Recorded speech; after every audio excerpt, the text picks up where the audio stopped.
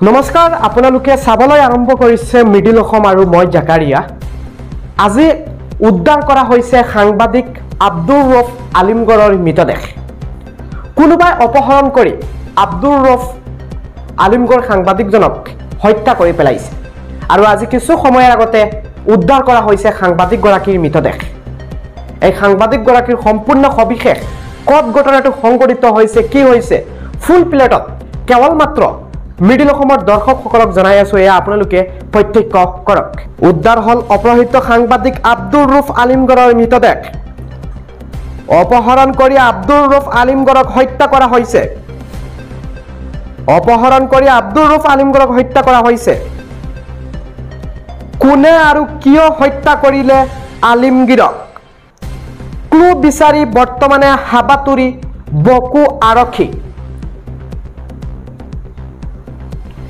যোৱা 24 জুনত বকুৰ জামবাৰীৰ পৰা অপহৃত হৈছিল এই সাংবাদিকগৰাকী বিগত দুটা দিনত সন্ধানহীন হৈ আছিল আব্দুৰ ৰফ আলিমগড়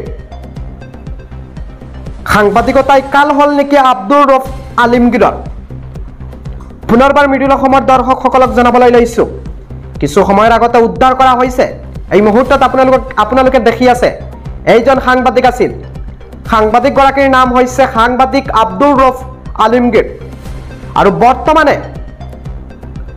বকু আৰক্ষী ক্লু বিচাৰি হাবাতুৰি খাই আছে জানিব পৰা মতে যোৱা 24 জুনত বকুৰ